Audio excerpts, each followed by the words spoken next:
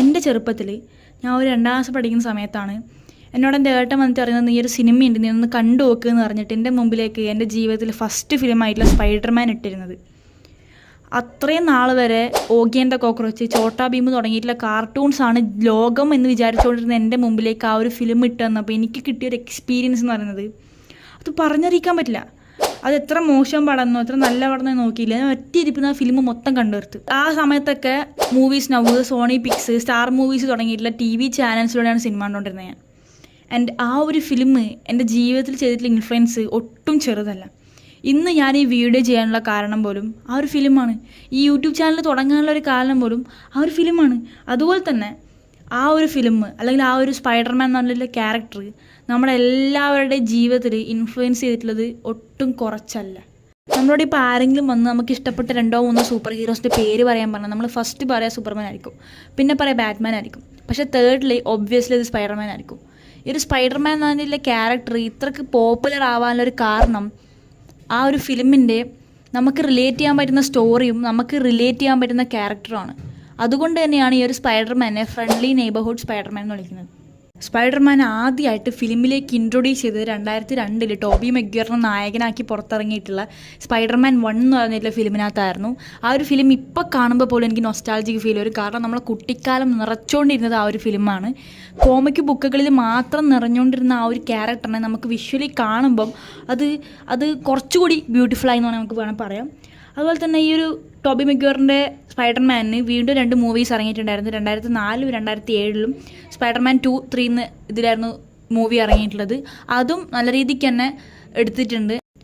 പിന്നീട് 2012 ആൻഡ്രൂ ഗാർഫീൽഡിനെ വെച്ചിട്ട് സോണി ഈ ഒരു ക്യാരക്ടറിനെ വീണ്ടും റീക്രിയേറ്റ് ചെയ്തിട്ടുണ്ടായിരുന്നു. അമേസിംഗ് സ്പൈഡർമാൻ 1 എന്ന് പറഞ്ഞ പേരിലായിരുന്നു ഈ ഒരു ഫിലിം ഇറങ്ങിയിട്ടുണ്ടായിരുന്നത്.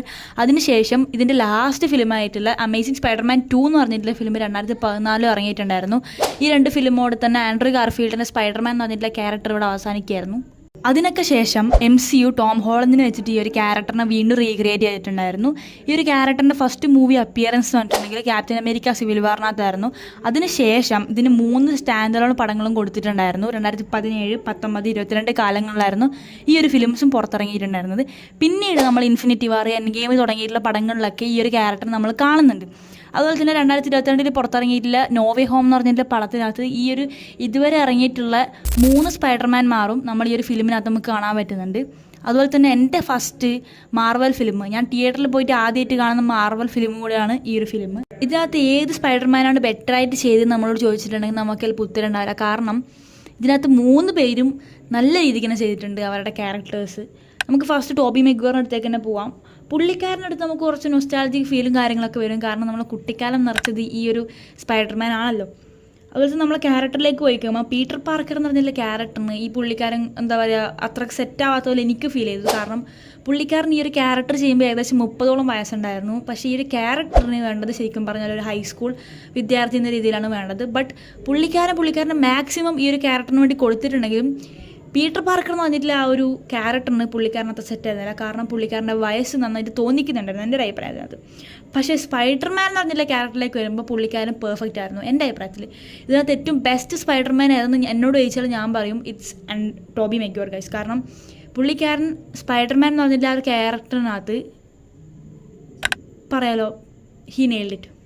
ഇതിനകത്ത് സ്ട്രോങ്ങസ്റ്റ് സ്പൈഡർമാൻ ആരെന്ന് എന്നോട് ചോദിച്ചാൽ ഞാൻ പറയും ടോം ഹോളണ്ടാണ്. കാരണം നമുക്കെല്ലാവർക്കും അറിയാം ടോബി മഗ്വയർ മൂവ് ചെയ്തുകൊണ്ടിരിക്കുന്ന ട്രെയിനെ സ്റ്റോപ്പ് ചെയ്തിട്ടുണ്ട്. പക്ഷേ നമ്മൾ ടോം ഹോളണ്ട് മുറിഞ്ഞു പോയ ഒരു ഷിപ്പിൻ്റെ 2 ഭാഗത്തിനെ പിടിച്ചു നിർത്തിയിട്ടുണ്ട്. അതുപോലെ തന്നെ ഈ ടോം ഹോളണ്ടിൻ്റെ ഫിസിക്ക് സ്പൈഡർമാൻ്റെയും അതുപോലെ തന്നെ പീറ്റർ പാർക്കറിൻ്റെ ഫിസിക്ക് പുള്ളിക്കാരൻ ഏകദേശം പെർഫെക്റ്റ് ആയിരുന്നു. അതുപോലെ തന്നെ ആ ഒരു ക്യാരക്ടറിന് എനിക്ക് തോന്നുന്നത് ടോം ഹോളണ്ട് ആയിരിക്കും കുറച്ചുകൂടി സ്യൂട്ട് ആവുകയെന്ന് 2 ക്യാരക്ടറിനും. പക്ഷേ എനിക്ക് കൂടുതലായിട്ട് ഇഷ്ടപ്പെട്ടത് പുള്ളിക്കാരൻ്റെ പീറ്റർ പാർക്കർ ആയിരുന്നു. എന്നാലും സ്പൈഡർമാൻ കൊള്ളായിരുന്നു. അതുമാത്രമല്ല പുള്ളിക്കാരൻ്റെ ഏകദേശം ഇത് ചെയ്യുന്ന സമയത്ത് 20-21 വയസ്സങ്ങനെ ഉണ്ടായിട്ടുള്ളൂ. അതുപോലെ തന്നെ സ്പൈഡർമാൻ്റെ ഫിസിക്കും കിടുതായിരുന്നു. സത്യം പറഞ്ഞാൽ പുള്ളിക്കാരൻ 2 ക്യാരക്ടറിനകത്തും പെർഫെക്റ്റ് ആയിരുന്നു. എന്നാലും എനിക്ക് കുറച്ചുകൂടി ഇഷ്ടപ്പെട്ടത് പുള്ളിക്കാരൻ്റെ പീറ്റർ പാർക്കറാണ്. അധികം സംസാരിക്കാൻ ആഗ്രഹിക്കാത്തൊരു സ്പൈഡർമാനാണ് ആൻഡ്രൂ ഗാർഫീൽഡ്. അതിനൊന്നാമത്തെ കാരണം പുള്ളിക്കാരൻ്റെ ബാഡ് ആക്ടിങ് ആണെന്നാണ് എല്ലാവരും പറയുന്നത്.